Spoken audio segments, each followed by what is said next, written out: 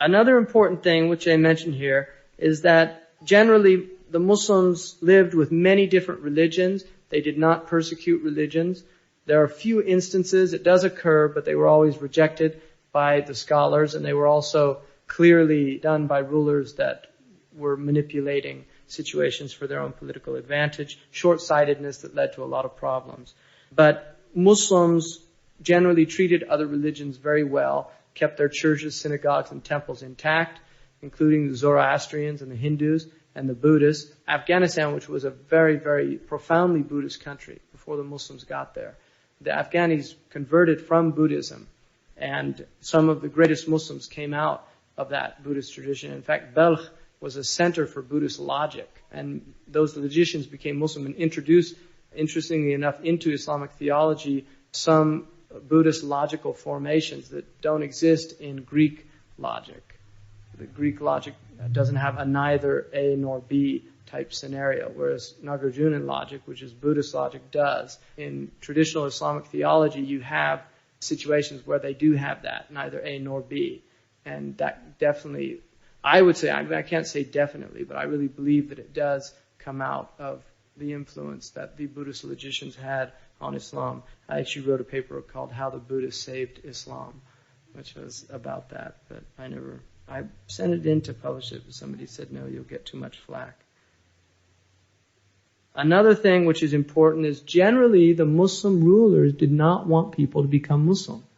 And the reason they didn't want them to become Muslim is because they lost tax revenue and they also had to deal with the egalitarian nature of Islam. So that's a fact. If you don't believe that, if you have some kind of romantic utopian version of Islam, it's a fantasy. All you have to do is read history. The Muslims were very honest in their history. You actually had to join an Arab tribe to become a Muslim. And the person that ended that was Umar ibn Abdul Aziz during Bani Umayyah. Before that, you literally had to join an Arab tribe. You had to become, and you were a Mawla, which was an inferior position. And there is a movement in Iraq called the Shu'ubiyah, which means the people's movement or the popular movement. And these were all non-Arabs that finally got fed up and actually went into this revolt against it. So there was problems early on.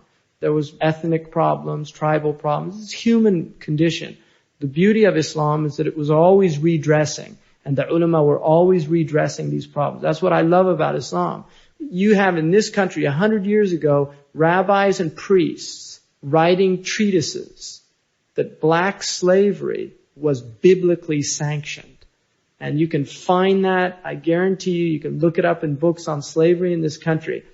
Muslims have never had that. We don't have a history ever of our ulama justifying oppression textually. It just doesn't exist.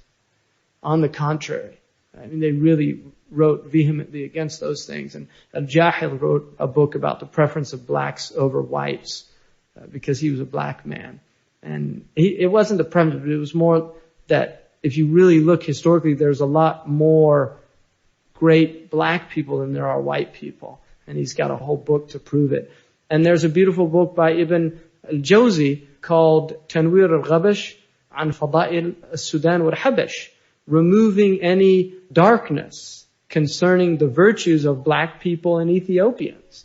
And this was an Iraqi imam that wrote an entire book showing all the virtues of black people. And one of the things that he says in that book is that anybody that narrates the Israeli view that blacks were the accursed descendants of Ham, there is no textual basis for that. And the Quran rejects that. And then he says the reason blacks are dark-skinned is because they've been living so long in the southern hemisphere that they have developed protective skin from the rays of the sun. He actually says that.